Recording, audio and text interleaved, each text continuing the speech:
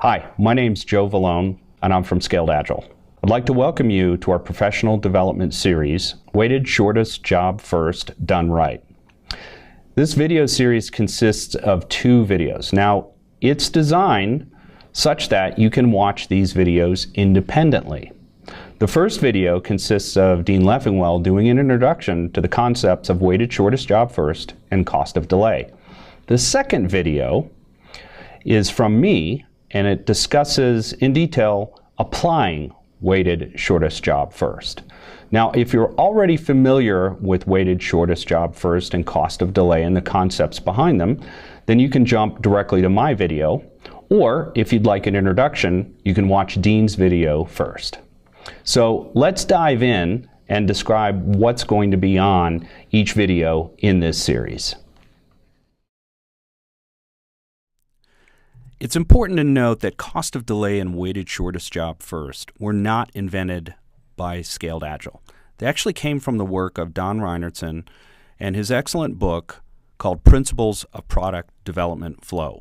If you're interested in learning more about weighted shortest job first, cost of delay, the impact of those things, limiting WIP, small batch sizes, rapid feedback, I'd strongly encourage you to pick up a copy of this book.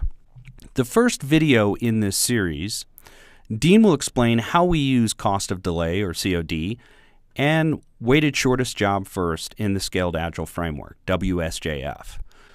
Dean will explain how we're using several proxy variables for cost of delay and weighted shortest job first and how it applies within the SAFE framework. We'll understand why priority should be based both upon delay cost and duration, or in the case of SAFE, job size. Now, this video actually comes from Pearson's video from a series called Live Lessons. Live Lessons is an 8-hour deep dive into the Scaled Agile framework and can be used as an introduction that you can watch at your leisure. Now, down below, there is a link to access this video series. So if you'd like to know more about Scaled Agile framework, not just about cost of delay and weighted shortest job first, I'd strongly encourage you to take a look at this video series. The second video in this series, I'm going to explain how and why we use cost of delay and weighted shortest job first in the real world. We're also going to discuss why traditional measures of ROI, or return on investment, are insufficient for economic prioritization and why we don't use this at the team level within SAFE. So let's get started with Dean's video as an introduction to weighted shortest job first. Now that you've identified 3 features from your program backlog, or maybe it's your personal to-do list, it doesn't matter, let's look at how we can prioritize that work. And prioritizing features for optimal ROI requires a couple things. And one of the things I mentioned earlier in this course is that in a flow system, job sequencing is the key to economic outcomes. What we mean by that is not so much the job itself, it's how we sequence the jobs through the system that produces the greatest value. In general, to prioritize on lean economics, we need to know 2 things. We need to know what is the cost of delay in delivering value, and that can be, cost of delay sounds like a penalty, and it is. It's just basically the net present value of the money we didn't get, or via, the opposite polarity, but in the same direction. What's the value I didn't get? What's the value of that feature? So is there a penalty associated with cost of delay, or is there substantial value that I don't receive if I don't ship it? Doesn't matter. It's the same basic polarity. Really, what is the value of this thing? But we also need to know what is the cost to implement the valuable thing, because if, for example, there is a relatively high cost of delay, I'll just use the negative side of that. It's a really big penalty if we don't do it. Well, what if the cost is more than the penalty? Well, that seems kind of odd, but that could happen. Okay, it's a really valuable thing, but it's hugely expensive to implement. As we mentioned earlier, from Reinertsen's view, if you only quantify one thing, quantify the cost of delay. So we need to do that. Fancy words seem kind of esoteric, if you will. Cost to implement valuable thing. Let's move forward. And I'm going to do this by thinking about a manufacturing analogy because I think it's easier to think about. Let's say that I'm in the business of making crop combines, right? Big systems that work at harvest time. And I've got 3 of them on the line here. And my job is to make sure that I help my company make money. We're taking an economic view and delivering value at the same time. Those aren't different trends. And I have a combine here that's worth $2, let's just pretend. And I have another one that's worth $2, or maybe it's $200,000 or $1 million. And I have another one, but they're in different states of assembly. This guy could be done in a day. This guy's going to take 3, and this guy's going to take 10. Well, your first reaction might be, well, we're kind of behind on this one.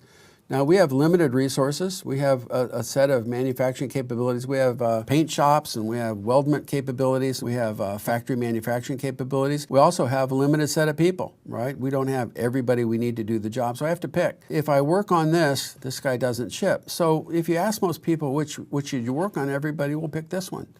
Makes sense, right? So if the cost of delay, the value is equal, do the shortest job because you'll get the money quicker. Makes total economic sense. Well, let's take the other case. Let's work the other way and say, well, what if it's a little bit different? What if we have combines, okay, and I could finish each of them in 3 days? And here's a giant combine, and here's a medium-sized combine, and here's a small combine. I still have limited capacity. I'm always constrained, right? Resource constrained for sure. Which do I do? Well, most people look at that and say, well, wait a minute. If it's 3 days, I want to pick this guy, right? So if the duration is equal, pick the most valuable job. Well, it's never that simple. Okay, there's going to be combines of all shapes and sizes, and what's more, we're not making combines, we're using features instead. So what did Reinertsen teach us? What he taught us is that we want to give preference to the jobs that can be done most quickly, right, and have the highest cost of delay.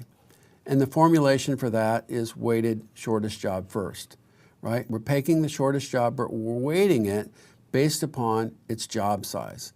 So that means that our basic formulation is cost of delay, right, which is our value proxy, divided by duration, all right? Now, if we use that formulation and we just do silly things, we say we have 3 features here, look at the variation in duration and variation in cost of delay, and we pick badly, we have this huge cost of delay. We just didn't get the money for those features. They weren't delivered quickly enough, and we suffered all of this. Versus when I pick right, I have almost no cost of delay. And the reason is I took job A here with a short duration, which is extremely valuable, and I shipped it. So job B only had to wait this little bit of time versus job A, this hugely valuable job A, waited for all of C and B. So this job sequencing, that's kind of an interesting idea. And it gives us a heuristic, not a heuristic, an algorithm that we could use. Admittedly, an algorithm with some heuristics for the choices of the numerator and denominator built in that we can apply routinely, and that is called weighted shortest job first, which is equal to cost of delay divided by duration, straight out of lean economics and in particular Reinertsen's work. I don't know if there were variants of this before. I would suspect there were. I would think Don would tell us they were, but I certainly don't know. So let's move forward with that. So you're good to go, right? Cost of delay and duration. Okay, interesting. I have a new feature. What's its cost of delay and what's its duration? Well, it turns out those are actually really hard questions to answer. So we're going to have to think about that, and we're going to have to proxy these in a way that gets the same result without actually knowing the duration. For example, how do I know the duration if I don't know yet who's going to work on it? How do I know the duration if I don't know whether 3 teams are going to do it or 1 team is going to do it? How do I know the duration if the current team that I would like to do it is in the middle of a firefight on some other bottleneck? Very difficult to predict. Not to mention we haven't put any meat on the bones here behind cost of delay. So let's take those one at a time. Let's take cost of delay first. Now, what we've done here, I will say, I will admit, is somewhat arbitrary. I mean, it's not just pulled at random. It's what we believe are the right parameters to use when you consider the cost of delay. And the first one is, what is the value of this thing, right? The user or business value. Okay, now, how do I know? Well, we have a backlog. That's really important. Maybe not made as clearly by the slides as it could have. We have a backlog. We have a choice of many things. We're in a flow-based system. So when I go to pick my job, I'm going to pick one of many. I'm not just going to take this job and say, what is the net present value of that job? I'm going to say, does my customer prefer this one over that? What's the revenue impact of that? And is there a potential penalty or other negative impact? So this is an aggregation of Is it valuable to us, and is it valuable to the business? And I don't have to have absolute values. I don't have to build a business case that says if we don't do this, we're going to lose more or we're going to lose this many dollars per day. All I have to know is that this guy looks pretty good, okay? But I'm not quite done because there are other parameters as well. What are the others? How does this change over time? I think that lean flow and job sequencing is the first time that I've seen in my career the inclusion of the importance of time to prioritization. And when you say that, you bring in a whole different dimension. If time is critical to prioritization, and it is, then how could I ever have prioritized only once?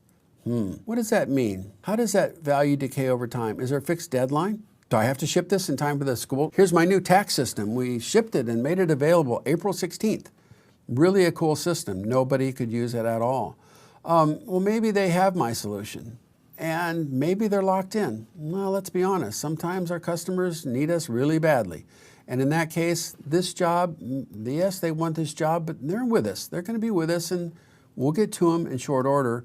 They want this job, but this guy here is still looking like he has a little more punch. So what's the time criticality of that? How often do we have to update? Well, if time is a factor, well, routinely, maybe every PI. And then the last one is an aggregation of two. And like I said, these are arbitrary. They work great. We get tons of feedback as to how effective they are, but we recognize for a fact that we pick these because we think they're sensible. What else would this job do for me? Would this reduce the risk of a future job, right?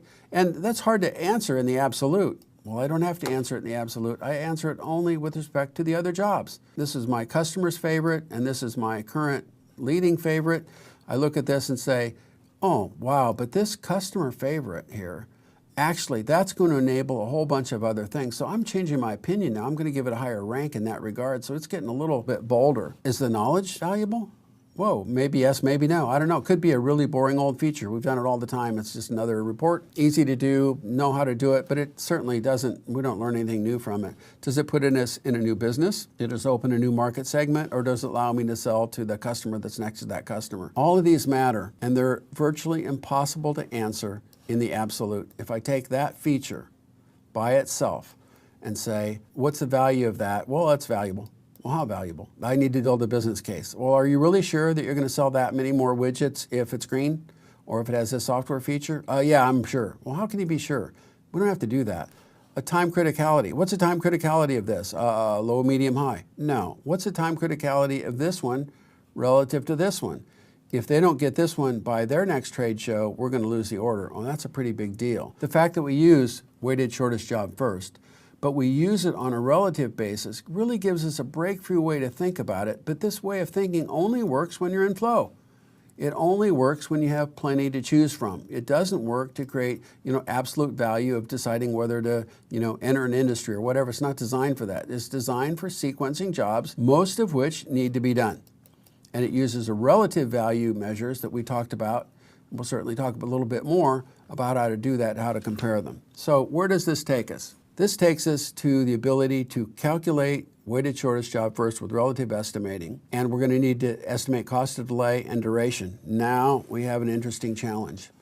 I don't know what the duration is because I might have 3 teams work on it, I might have 1. I don't know when I can get to it. I need a proxy. Well, job size is a great proxy. We know how to estimate our user stories. We know how to pull our user stories together and estimate them using our planning poker. We can do the same thing here because it's only a relative estimate. So again, we'll use job size relative to the other jobs. Doing relative estimating is a very quick technique that allows us to estimate the job size and relative value very quickly. Who are the stakeholders in WSJF? Who would make these decisions? Well, they're largely business owners and product managers and the other people on the teams who understand that, and customers. A customer could be involved as well. So now our formula converts to as follows. Weighted shortest job first equals cost of delay divided by job size, okay? And that means that the COD we've already defined as user business value, time criticality, and risk reduction opportunity value divided by job size, recognizing that's a proxy. Now, that seems complicated. It really isn't. So now we arrive at a formula, and that formula tells us that the job with the highest weighted shortest job first provides the greatest economic benefit. And we know what weighted shortest job first is. It's cost of delay divided by duration but we have to proxy that with job size. We'll come back to that in a second, and we defined all these parameters, so let's proceed. So in your exercise, you identified 1, 2, 3 features. Let's just do a little thought experiment and pretend like I knew what you were talking about here. And in order to make this work, it has to be a 1 in each column. Why? Because we're doing a relative measure, and we need to make sure that these normalize against each other. So let's take user business value, look at job number 1 and say, you know, it's important for sure, but boy, compared to this one and compared to this one, just not that valuable. Okay, time criticality. Let's take another quick look at that. You know, they're fairly patient on that one, so I wouldn't say, oh, I need to start with my 1 here, so I have to find, that's not it, that's not it, it's going to be this one. That was the least time critical. Okay, how is this compared to that? That's about twice as time critical, and that's about the same, so I can have more than 1, that's okay. Risk reduction opportunity value. Now, this guy's pretty big. This is going to put us in a new place, so I'm going to pick 8 again. What about this job? Not so much. And what about this guy? Yeah, it's interesting. It's not a big deal to the user, but they have to have it right away, and that would really solve a problem. Okay, so we add those up now. So we have 7, and we have 6, and we have 18. Well, it seems like this job here is kind of winning the battle here, right? But we're not done yet. We look at the job size, and we go, how big are these jobs? Well, not unusual at all that this job with all this value probably is bigger. Well, that's not it. I got to find the smallest one. This guy's pretty small. Give him a job size of 1. Almost the same. No, we'll give it a job size of 2. This guy here, he's pretty big. Okay. So what do we know so far? Well, we know that we've taken some time to explore the independent dimensions of this prioritization sequence. We've worked with our key stakeholders to do that, but now we can do the math. And here's the math. Cost of delay divided by job size, 2 divided by 7. 3.5. 6 divided by 1, 6. 18 divided by 5, 3.6 or whatever that is. Can't do that in my head. Wow. This job here right in the middle. This is the most important job. Why? Let's look at it. Well, it has some business value. It's not particularly time critical. It has a risk reduction of pretty high, but it's a really tiny job. And small jobs go through the system faster, so it wins. These two guys, pretty equal. Let's do this job first, and let's come back and enter a new one and prioritize. There we have a model where routinely at every PI boundary, we update WSJF. There are tools in the kits that surround safe to allow you to do that. So every PI, we revisit this, the stakeholders agree, and we simply do our sequencing. What if we get it a little bit wrong? It's only 1 PI. It's no big deal. We'll fix it in the next PI. Stakeholders are forced to think about the independent concerns. They separate value from job size. You have to estimate job size to get there, and you end up with a WSJF, and you pick the highest WSJF. So the one with the highest number is the highest priority. Okay, so now you're ready to run your exercise because you've identified your features before. So using the prior page, prioritize your features using WSJF, just like we did. Remember, estimate each feature 1 column at a time because we're doing comparative rating. We have to compare jobs on the same parameter. You can't compare the jobs to different parameters at the same time. You will have to estimate your job size at this time, of course, but only relative. Just pick the smallest job and call it a 1. Your acceptance criteria, we want to see those features prioritized with WSJF. So go ahead and do that, and it'd be fun to have a conversation if you're in class. We can't really do that here, to see if it met your intuition. And if it doesn't meet your intuition, ask yourself why not. And are you tempted to change the rules because it doesn't meet your intuition? Or are you tempted to understand why those rules produce the result that they did? The question is job size always a good proxy for duration? Well, maybe yes and maybe no. When might not that be the case? It might not be the case if I have 2 feature teams that are available to do the job.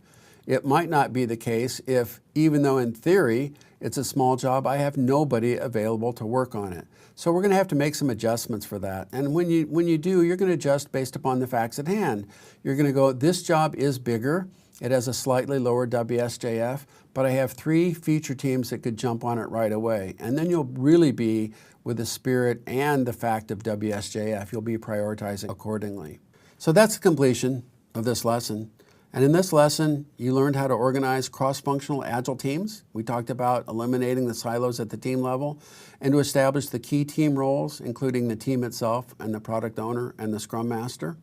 We learned how to organize those agile teams into a synchronized art, synchronizing the sprint boundaries and aligning their boundaries such that they can do integration at least at those points. We defined some key art roles, include the release train engineer, the system architect, the product manager, the business owner, and a few others. We practiced how to create a program backlog, using your personal backlog as an example. And perhaps most importantly, we practiced prioritizing a real backlog with weighted shortest job first.